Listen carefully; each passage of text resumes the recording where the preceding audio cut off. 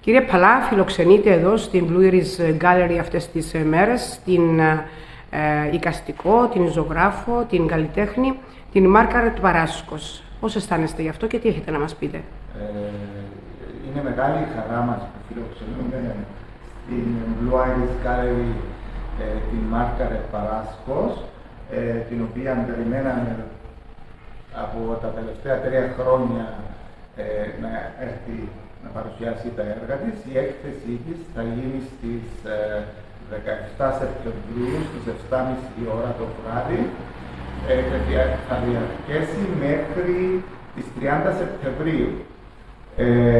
Η Margaret Paraskos διανύει τη δική της καλλιτεχνική πορεία και είμαστε πολύ χαρούμενοι που θα την έχουμε μαζί μας.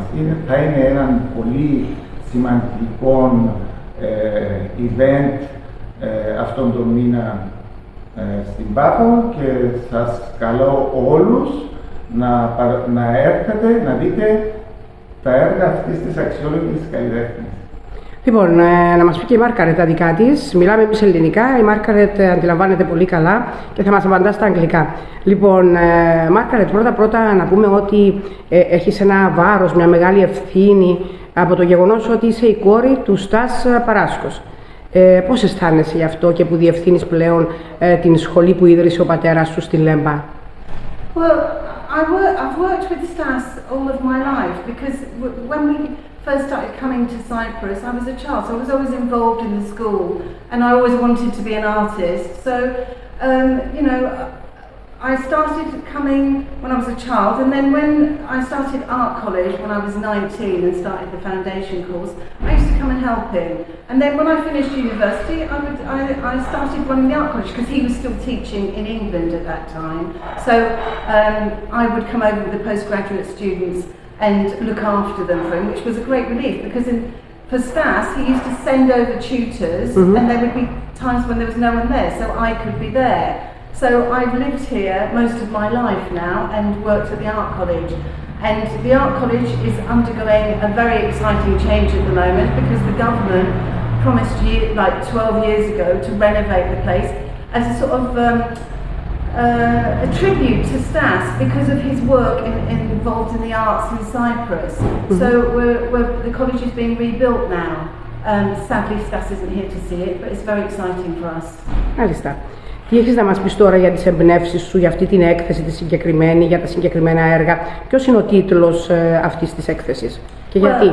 The title, Silent Voices, is to do with 2 of the main figures that feature in the paintings, which is Echo, who didn't have her own voice. She only spoke the last part of somebody else's speech. And then the other one is Anaxareti, who was turned into a statue, and Medusa.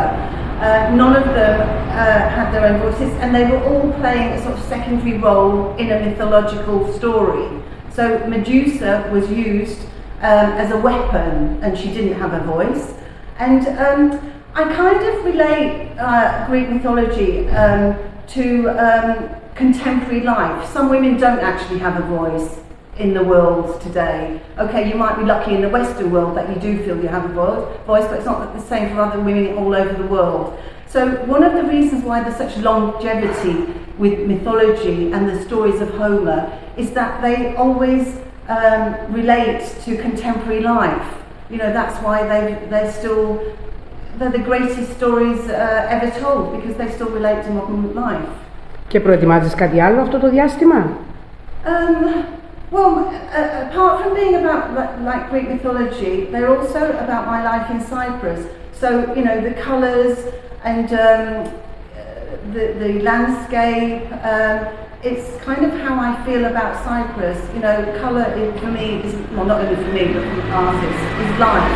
So, colour is very important. The landscape that we live in is very important.